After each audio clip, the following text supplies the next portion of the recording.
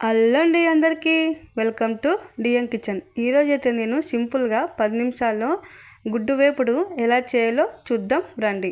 ముందుగా మనమైతే 5 గుడ్లు అనేటివి ఉడకపెట్టుకోవాలండి. గుడ్లు ఉడికి పక్కకు పెట్టేసుకోవాలి. ఇంకా ఉడికినాక ఇప్పుడు వచ్చేసి మనము ఒక బాండి పెట్టుకొని ఆయిల్ వేసుకోవాలండి. ఆయిల్ బాగా వీటెక్కాక ఇందులోకి మనము కొంచెం ఉప్పు, కారం, పసుపు అనేది ఇందులోకి వేసేసుకోవాలండి.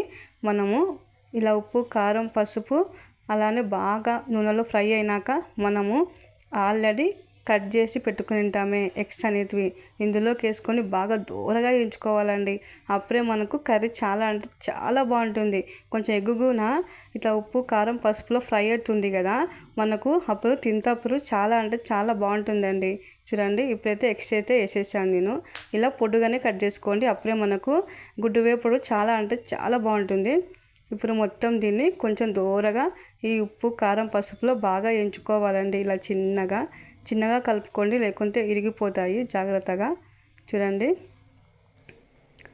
ఇలా బాగా చిన్నగా మనము దూరగా వేయించుకొని ఉంటే బాగుంటుంది.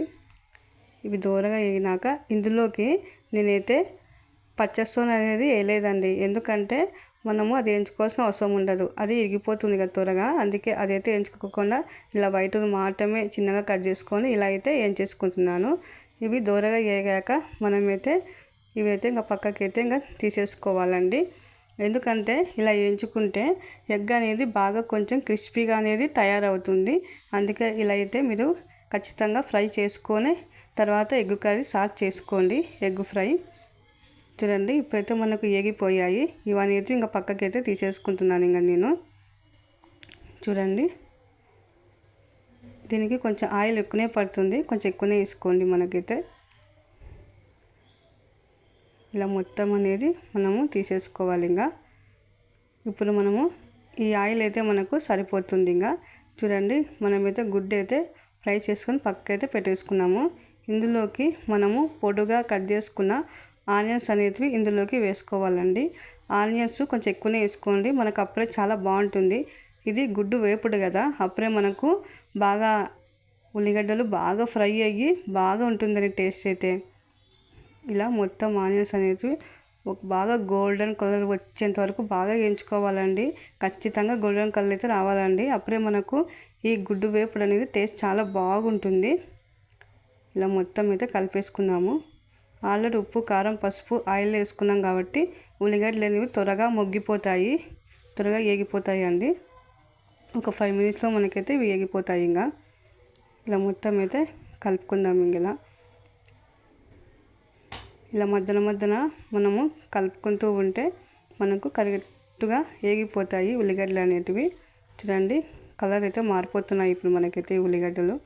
మీరు కూడా ఖచ్చితంగా ట్రై చేయండి ఫ్రెండ్స్, ఈ కర్రీ చాలా బాగుంటుంది ఈ గుడ్డు వేపుడు. ఇప్పుడు మనకైతే ఇంకా కొంచెం వేగాలండి. చూడండి ఎంత దగ్గరికి అయ్యాయో ఆనియన్స్ వచ్చేసి. మనకు ఈ మాత్రం వేగితే సరిపోతుందండి. ఇంకా ఈ మాత్రం వేగితే మనకైతే ఇంకా సరిపోతుంది. ఇందులోకి మనము తగినంత ఉప్పు, కారం, పసుపు అనేది వేసేసుకోండి. ఆల్రెడీ మనము ఎగ్స్ వేయించుకున్నప్పుడు వేసుకున్నాం కదా, కాబట్టి కొంచెం ఉప్పు, కారం, పసుపు అనేది చూసి జాగ్రత్తగా వేసుకోండి. ఇప్పుడైతే మనకు ఆనియన్స్ అనేది మొత్తం బాగా వేగిపోయాయి. ఇప్పుడు ఇందులోకి మనము తగినంత ఉప్పు, అలానే కారం, పసుపు అనేది వేసుకోవాలి.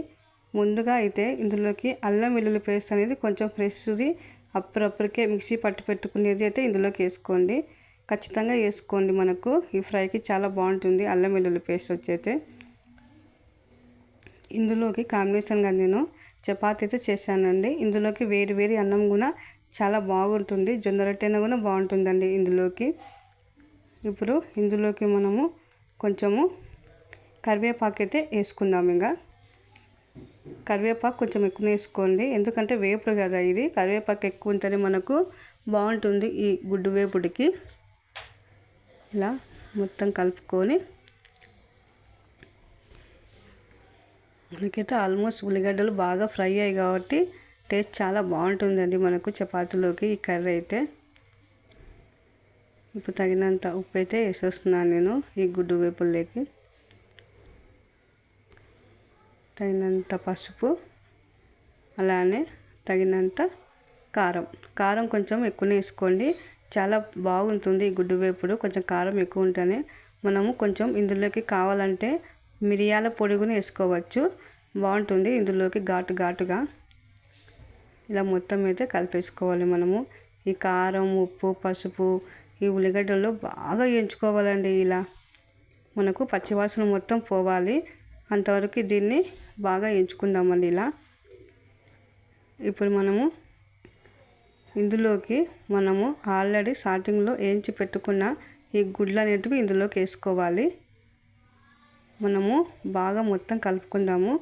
ఇందులోకి ఎల్లో సొనగున ఇప్పుడైతే ఇంకా నేను వేసేస్తున్నాను. చూడండి, ఎల్లో సొనగున వేసేసాను. జాగ్రత్తగా కలుపుకోండి, ఎందుకంటే ఈ ఎల్లో సొన అనేది త్వరగా ఇరిగిపోతుంది. జాగ్రత్తగా కలుపుకుంటే మనకు బాగుంటుంది. ఇలా మొత్తం అయితే కలుపుకొని ఒక 2-3 మినిట్స్ స్లిమ్లో మొగ్గించుకోవాలండి. మనమైతే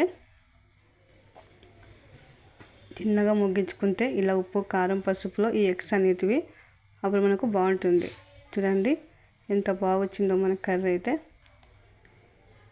ఒక 2-3 మినిట్స్లో మనకైతే ఈ గుడ్డు వేపు అనేది కూడా అయిపోతుంది.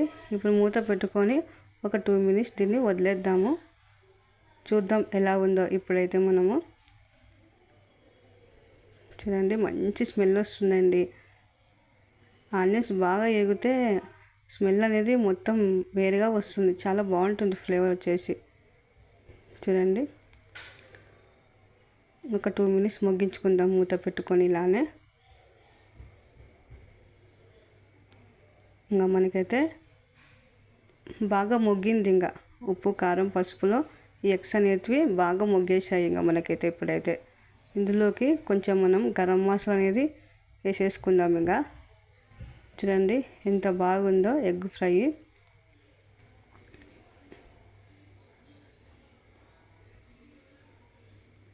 ఇందులోకి కొంచెం గరం మసాలా అయితే ఇప్పుడు వేసుకుందాం. ఇంకా ఇలా